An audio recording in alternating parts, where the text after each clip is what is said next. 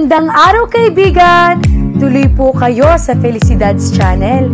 Sa mga kwento ng buhay at pag-ibig na hinalukay sa natatagong baul ni Felicidad. Pero bago po tayo magpatuloy, huwag niyo pong kalilimutan na i-like ang video, i-subscribe ang channel, at i-click ang notification bell para lagi kayong updated sa mga parating pa na upload.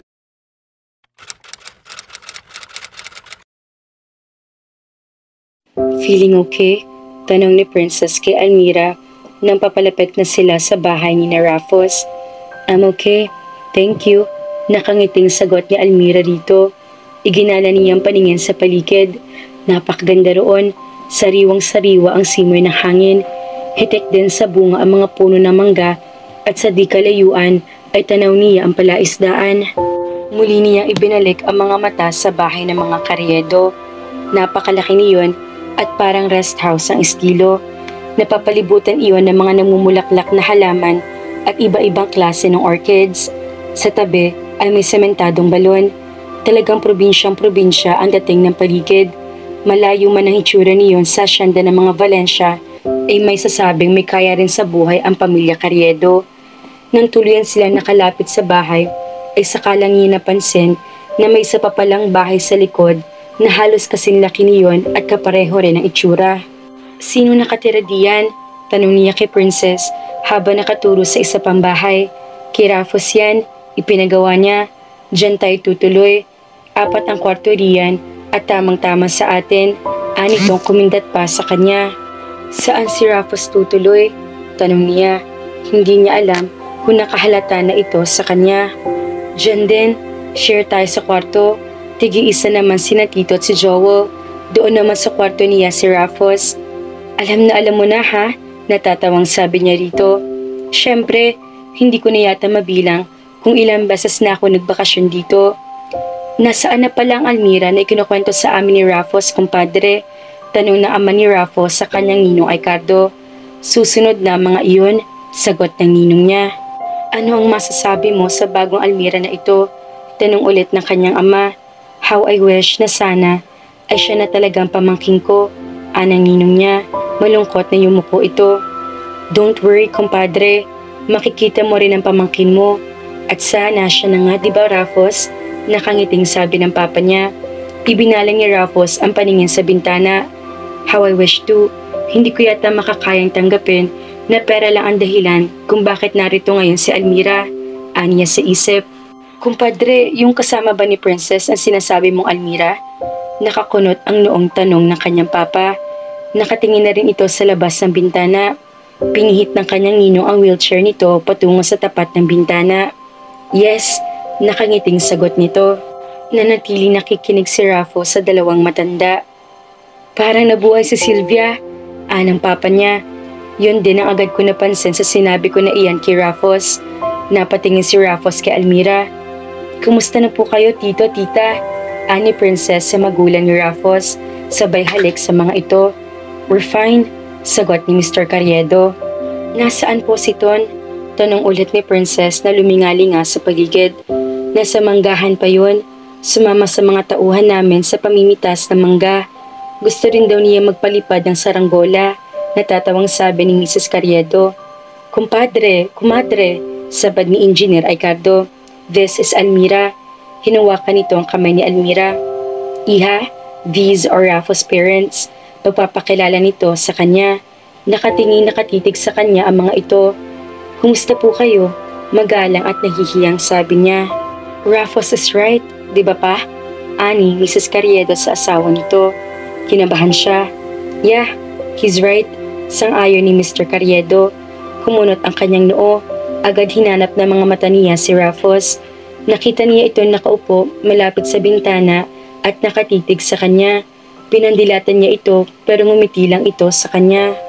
At ano naman ang sinabi sa inyo ni Raffos? Tanong ni Engineer Ricardo sa mag-asawa. That she's pretty and sophisticated but possesses an innocent look, ani Mr. Carriedo. And I do agree, nagmamalaking sabi ni Engineer Ricardo.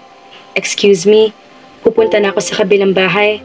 Gusto ko na magpahinga, sabi ni Joel na halata na iirita sa takbo ng usapan. Sa dati pa rin ba pare? Tanong nito kay Raffos. Tinunguan ito ni Raffles.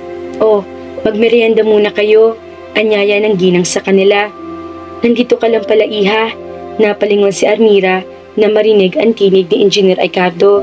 Ngumiti siya dito. Masarap po magpalipas ng oras dito sa ilalim ng puno ng mangga, Engineer. Sabi niya dito. Lalo kang hahanga sa lugar na ito kapag narating mo ang manggahan nila. Bukana pa lang ito. Napakalawak pala ng lupain ni Raffles. Tumayo siya at inayos ang wheelchair nito na bahagya nakatagilid ang pagkakalapat sa lupa. Salamat, tinapik nito ang kanyang kamay. Halika, mag-ikot tayo, yaya nito sa kanya. Don't worry, sa ulado ko na lugar na ito. Tulak-tulak niya ang wheelchair nito habang binabagtas nilang daan patungo sa manggahan. Alam mo, iha, noong nabubuhay pa si Angelito, madalas kami magbakasyon dito. Mga binata pa lang kami, ay magkakaibigan na kami ng papa ni Raffles. Si Angelito ang higit na nag-e-enjoy sa pagpunta namin dito. Hilig talaga niya kasi ang mga halaman, puno't hayop. Pagkakwento nito, si Angelito ang itinuring kong pinakamatalik kong kaibigan bukod sa papa ni Raffles. Nag-iisa ko siyang kapatid at mas bata pa siya sa akin kaya naitanim ko na sa isip at puso ko na ako ang poprotekta sa kanya. Kailangang alagaan ko siya at hindi dapat masaktan. Napansin niya nangingilid ang luha sa mga mata nito. Napakabuti niyo pong kapatid, Engineer. Humahangang sabi niya. Tumawa ito ng pagak na naging dahilan ng kalungkutan ko at pag-iisa hanggang sumabot ako sa edad na ito. Umiling-iling ito pagkasabing iyon. Ano pong ibig niyong sabihin? Naputanayan ko na hindi pala sa lahat ng bagay ang pagiging mabuti, labis sa pagmamahal at pagbibigay ay magre-resulta na maganda. Ang labis na nagbigay ng pagmamahal ay siya pang nawawalan at naiiwang mag-isa. Malungkot na pahayag nito. Iyon po bang nararanasan niyo na mamatay si Papa? Ngumiti ito. Halika nga rito sa harap ko, Almira. Agad siyang tumalima. Ano po yun? Hinaplos nito ang kanyang buhok. Sana, ikaw na talagang pamangkin ko. Matamis ang ngiting sabi nito. Engineer, nagsasabi po ako ng totoo. Tumingin ito sa malayo. Naguguluhan pa ako, iha. Maraming Almira na rin ang dumating at pinaasa ako. Ngunit sa bandang huli ay sinaktan lang ako. Kaya patawarin mo ko kung sa pagkakataong ito, maging bingi ako at hayaang si Raffles ang kumilos. Napaluha siya. Ayaw kong umasa at maniwala ang nasa harap ko ay ang tunay na Almira. Hindi muna ngayon. Katibayan ang hinihingi ko, ang kailangan ko. Ayoko nang masaktan lalo kung manggagaling pa sa iyo. Niyakap siya nito at sa yakap na iyon, naramdaman niya ang pananabik nito sa nawawalang pamangkin. Engineer, niyakap na rin niya ito ng mahigpit. Pero alam ng Diyos na lagi kong pinagdarasal na sana ay ikaw na nga siya. Ang sikat ng araw na pumapasok sa bintana ang gumising kay Almira ng umagang iyon. Pasado 9:00 na nang tumingin siya sa relo. Napasarap ang tulog niya dahil malamig ang hangin pumapasok sa silid na iyon. Wala na roon si Princess. Nag-iisa na lang siya sa silid. Agad niyang inayos ang sarili at lumabas ng kwarto. Tumahimik ang buong paligid. Tila walang tao sa kabahayan. Marahil ay namamasyal ang mga ito. Lumabas siya at lumipat sa bahay ng mga magulang ni Raffles. Almira, iha, good morning. Masayang bati sa kanya ni Mrs. Carriedo. Kasalukuyan nagdidilig ito ng mga alagang bulaklak. Good morning po, ma'am. Nasaan po mga kasama ko? Sina Engineer at ang mga pinsan mo ay nagpunta sa katabing resort. Gusto raw ng tito mong ilubog ang mga paa niya sa dagat. Kasama nila si Ton at ang asawa ko. Tumangutang mo siya. Nagpaiwan si Raffles. Naroon sa manggahan at mukhang malalim ang iniisip. Sabi nito. Kung gusto mo, magpahatid ka sa kanya sa resort pero kumain ka muna. Salamat po. Hindi pa naman po ka nagugutom. Mamaya na lang po. Sige po. Na makapagpaalam sa ginang ay nagtungo na siya sa manggahan. Agad naman niya nakita si Raffles. Good morning. Bati niya dito. Nakaupo ito sa ilalim ng punong mangga. Nag-angat ito ng ulo. Nakakaistorbo ba ako sa pagmumuni-muni mo? Tanong niya dito. Hindi ito sumagot. Muli lang itong yumuko. Mukhang sinusumpo na naman ito ng pagsusuplado. Sorry if I disturbed you. Aniya, sabay taliko dito. Next time, don't sneak up on someone. Narinig niyang sabi nito. Napahinto siya at pinagbintangan pa siya. I didn't sneak nor intended to. Ani niyang muli itong hinarap. "You just didn't hear me. Next time, wear a bell." Pigil ang tawang sabi nito. Nag-init ang mga pisngi niya. "Hey, I was only joking." Agad na bawi nito. Pero hindi niya iyon narinig. Nakakuyom ang mga kamay na tinikuran niya ito. Wala siya sa mood na makipagtalo rito ng araw na iyon. Babalik na lang siya sa bahay. "I'm sorry," sabi ulit nito. Napahinto siya. Waring hinaplos ang puso niya sa paghingi nito ng paumanhin. "Naghahanap lang ako na maaasar. And glad to say, ikaw ang inihulog ng langit sa akin." Tumawa ito. "Ibang klase ka rin humirit ah." Nakasimangot na sabi niya. Siya naman ang magsisimulang mang-asar. "Let's stop this argument. Binibiro lang kita. Di ba magkaibigan na tayo? Let's start getting to know each other." Sino ba nag-umpisa? Ano yung ibinaling ang tingin sa ibang direksyon? Hindi niya magawang sagutin ang tanong nito. "Kaya nga I'm sorry." Nakataas ang mga kamay na sabi nito. "Gusto ko ring ma-enjoy ang bakasyon na to." Pag-aalo pa rin ito sa kanya. "Okay," sang-ayon niya. "Halika, maupo ka rito sa tabi ko." Yaya nito sa kanya. Inalalayan siya nitong umupo sa tabi nito. "How are you?" Tanong nito na makaupo siya. "I'm fine." Kalmadong sagot niya, bagaman walang tigil sa pagkabog ang kanyang dibdib. "Hindi yan ang ibig kong sabihin." Anito. Ano nga po?" Tanong niya bagaman may ideya siya sa tinutukoy nito. Bumaling ito sa kanya. "Still feeling lonely and alone?" Seryosong tanong nito. Lalo lumakas ang kabog ng dibdib niya. Ipinagkakanulo na ba siya ng kanyang damdamin? Baka pagtawanan siya nito. "You know what? Gusto kong ma-meet ang lalaking labis na nagpapaghirap dyan sa kalooban mo." Anito kapag kuwan. "Why?" Hindi makapaniwalang tanong niya. "I'll punish him. Bubugbugin ko siguro." Hindi niya alam kung anong ginagawa niya pasakit sa iyo. Sagot nito. Nakatingin ito sa malayo, sunod-sunod siyang umiling. Pero hindi alam ng guy na iyon na nasasaktan pala ako ng dahil sa kanya. He's innocent about my sufferings. Napakagatlabi siya. Isipin man niya maaring binobola lang siya nito, ay hindi niya maiwasang magtiwala pa rin sabihin ang nararamdaman dito. "At bakit hindi mo iyon sabihin sa kanya? Nakalimutan mo yata na hindi rin niya alam na mahal ko siya." Napayokong sabi niya. Gusto niyang matawa sa pag-uusap nilang iyon. At kailanman, hindi niya ito mararamdaman at marirealize dahil hindi ako mahal niya. Patuloy niya. Isa pa, galit talaga siya sa akin. "Then stop loving that guy. He doesn't deserve you. Meron pang ibang mas karapat-dapat." Sabi nito na tila hindi napigilan magtaas ng boses. "I hope I can, pero mahirap gawin. You forgot also what I've said to you. Open your eyes wide and maybe somebody has fallen in love with you already." How I wish. How I wish. Pilit nang ngumiti siya dito. "Who's this guy?" "I think I have to go." Tumayo na siya. Baka hinihintay na ako ni na engineer sa resort. Mabilis ang mga hakbang na lumayo siya rito. "Wait," habol nito sa kanya. "Almira." Lalo pa niyang binilisan ang paglalakad. Nang malapit na sa bahay, lakad-takbo ang ginawa niya. Mabilis siyang pumasok sa loob. "Almira!" Nagulat siya nang makita na sa likuran ng niya ito. Agad siyang tumakbo sa kwarto nila Princess. "Almira!" Ngunit bago niya maisara ang pinto, ay nakapasok na rin ito sa loob. "Please, I want to be alone. Ayun lang." "No, I think that's just an alibi." Lalo pa itong lumapit sa kanya.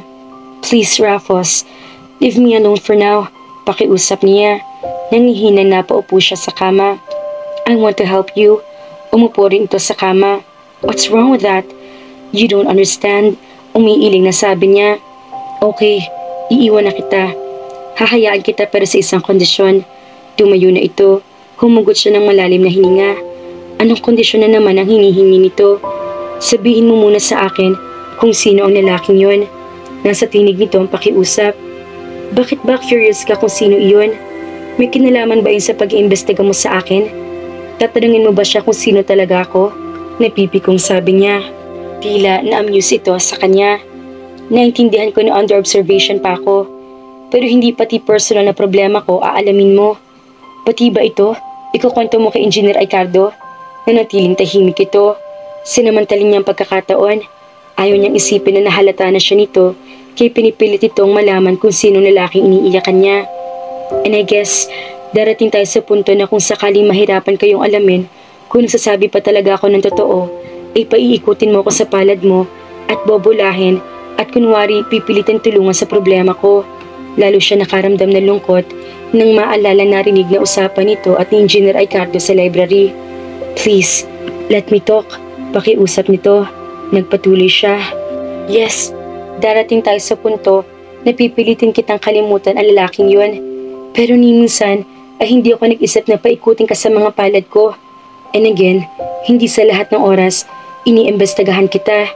Galit na sabi nito at lalo pang inilapit ang katawan sa kanya. Damang-dama niyang init na nagmumula sa katawan nito. Maging ang mabangong hininga nito. Napatitig siya dito. Naghinang ang kanilang mga mata. Noon lang niya napansin ang kulay ng mga mata nito. They were hazel brown. Nagkaroon siya ng pagkakataong pag-aralan ng anyo ang mukha nito. Bumilis ang pintig ng puso niya nang dumako ang kanyang mga mata sa mapupula mga labi nito. Doon nagtagal ang kanyang mga mata. Muling lumipat ang kanyang paningin sa mga mata nito. Muli ay nagtamang kanilang mga mata.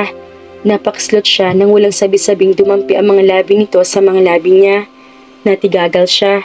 Tila nanlambot ang kanyang mga tuhod. Napayakap siya dito. Wari nasiyahan naman ito. Ginantihan ang kanyang yakap at lalo naging mariin ang halik nito. Napapikit siya. Hindi niya maintindihan, ngunit sa bandang huli ay naramdaman niyang gumaan ang kanyang dibdib. Hindi man niya aminin ng diretsyo rito ang nararamdaman niya. Alam niya nararamdaman nito iyon sa paraan ng pagtugon niya sa halik nito. Almira, you're so beautiful. Anas nito nang pakawala ng kanyang mga labi. Titig na titig ito sa kanya. Rufus, please, let's stop. Ngunit hindi na niya naituloy ang sasabihin dahil muling inangkin ito ang kanyang mga labi at hindi niya magawang itulak ito dahil katulad kanina nanlalambot na naman ang kanyang mga tuhod. I love you, Almira. Anas nito. Napatitig siya dito. Tama bang narinig niya? O baka pinaglalaroan lang siya ng pagkakataon dahil sa nangyayari ng mga sandaling iyon? You only need me, naluluhang sabi niya. I love you, muling sabi nito. Akmang hahalikan ulit siya nito, ngunit sa pagkakataong iyon ay mabilis na niya itong naitulak. Almira, what's wrong? Tila nag-aalalang tanong nito na makitang umiiyak siya. Look into my eyes and say those words again. Tinitigan siya nito na matagal, puno ng emosyon ng mga mata. I love you. Lalo siya naluha. Kumunot ang noon nito. Why? Iniisip mo ba na sana ang nagsabi sa iyo niyon ay ang lalaking, just kiss me, Rufus? Putol niya sa sasabihin nito. Mukhang nagkaaminan ng mga kafelisidad. Totoo kaya ang nararamdaman ni Rufus kay Almira? Kaya naman, abangan!